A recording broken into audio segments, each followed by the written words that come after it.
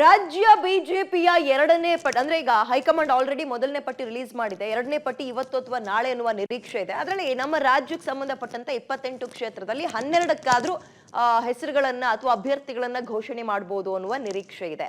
ಇದರ ನಡುವೆ ಹೈಕಮಾಂಡ್ಗೆ ಒಂದು ಟೆನ್ಷನ್ ಶುರುವಾಗಿದೆ. ಕಮಲಪಾಳ್ಯದ ಹಲವು ಪ್ರಭಾವಿಗಳಿಗೆ ಟಿಕೆಟ್ ಮಿಸ್ ಆಗುತ್ತಾ ಪ್ರಶ್ನೆ. ಬಿಜೆಪಿ ಹೈಕಮಾಂಡ್ಗೆ ಒಳೇಟಿನ ಭೀತಿ ಕಾಡ್ತಾ ಇದೆಯಾ? ಹಾಗಾಗಿ ಟಿಕೆಟ್ ಮಿಸ್ ಆದವರ ಮನವೊಲಿಕೆಗೆ ಹೈಕಮಾಂಡ್ ಮುಂದಾಗುತ್ತಾ ಅಂತ. ಯಾಕೆ ಈ ಪ್ರಶ್ನೆ ಕಾಡ್ತಾ ಇದೆ ಅಂದ್ರೆ, ಸದ್ಯ ಸಿ ಟಿ ರವಿಗೆ ಹೈಕಮಾಂಡ್ ಕರೆದಿದ್ದಾರೆ, ಬನ್ನಿ ಇಲ್ಲಿ ನೀವು ಮಾತಾಡ್ಬೇಕು ಅಂತ. ಹಾಗಾದ್ರೆ ನೆಕ್ಸ್ಟ್ ಯಾರು? ಒಳೇಟಿನ ಭೀತಿ. ಈಗ ಬೇಡ ಅಂದವರಿಗೆ ಟಿಕೆಟ್ ಕೊಟ್ಟು, ಎಕ್ಸಾಂಪಲ್ ಸಿ ಟಿ ರವಿ ಅಂದಾಗ ಚಿಕ್ಕಮಗಳೂರಿಗೆ ಹೋಗೋಣ, ಉಡುಪಿ ಚಿಕ್ಕಮಗಳೂರು. ಶೋಭಾ ಕರಂದ್ಲಾಜೆ ಅವರಿಗೆ ಗೋ ಬ್ಯಾಕ್ ಶೋಭಾ ಅನ್ನುವಂತಹ ಅಭಿಯಾನ ಶುರು ಮಾಡಿದ್ದಾರೆ, ಅವ್ರಿಗೆ ಟಿಕೆಟ್ ಕೊಡೋದು ಬೇಡ ಅಂತ. ಅದರಲ್ಲಿ ಸಿ ಟಿ ರವಿ ಅವರ ಹೆಸರು ಇದೆ, ಅವರು ರೇಸ್ ನಲ್ಲಿ ಇದ್ದಾರೆ ಅನ್ನೋ ಮಾಹಿತಿ, ಅವ್ರ ಜೊತೆಗೆ ಇನ್ನೊಂದಿಬ್ರು ರೇಸ್ ನಲ್ಲಿ ಇದ್ದಾರೆ ಅಂತ.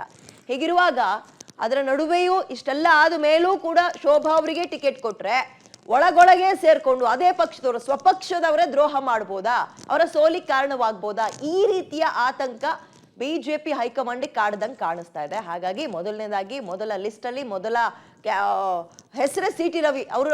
ಅವ್ರನ್ನ ಕರೆದಿದ್ದಾರೆ. ಹಾಗೆ ನೋಡೋದಾದ್ರೆ ಅಸೆಂಬ್ಲಿ ಎಲೆಕ್ಷನ್ ಅಲ್ಲಿ ಸಿ ಟಿ ರವಿ ಅವರಿಗಾಗಿದೆ ಅದೇ ಒಳೇಟಿನ ಭೀತಿಯಿಂದಲೇ. ಭೀತಿ ಅನ್ನೋದೇನು, ಒಳೇಟಿನಿಂದಲೇ ಅವ್ರು ಸೋತಿದ್ದು ಅಸೆಂಬ್ಲಿ ಎಲೆಕ್ಷನ್ ಅಲ್ಲಿ.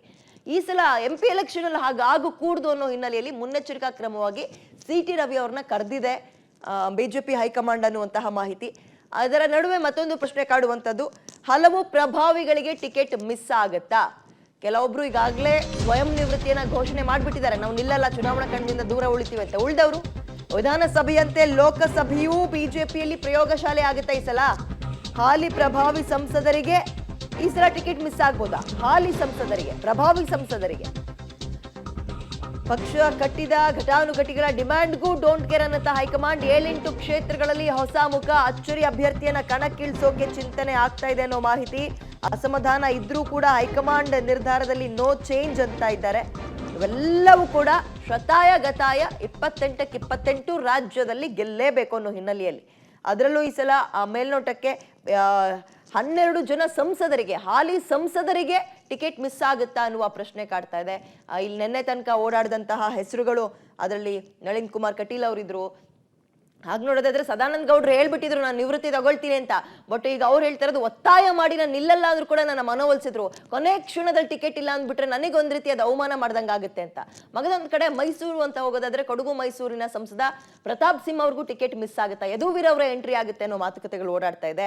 ಅನಂತ್ ಕುಮಾರ್ ಹೆಗಡೆ ಉತ್ತರ ಕನ್ನಡದ ಸಂಸದರು, ಹಾಗೆ GM ಸಿದ್ದೇಶ್ವರ್ ಅವರು ದಾವಣಗೆರೆ ಸಂಸದರು, ನಾರಾಯಣ ಸ್ವಾಮಿ ಚಿತ್ರದುರ್ಗದವರು, ಭಗವಂತ್ ಖೂಬಾ, ದೇವೇಂದ್ರಪ್ಪ, ಹೀಗೆ ಹಲವರ ಒಟ್ಟು 12 ಜನರಿಗೆ ಟಿಕೆಟ್ ಮಿಸ್ ಆಗ್ಬೋದಾ ಅನ್ನುವ ಚರ್ಚೆ ಬಿಜೆಪಿ ಪಾಳ್ಯದಲ್ಲಿ ಓಡಾಡ್ತಾ ಇದೆ.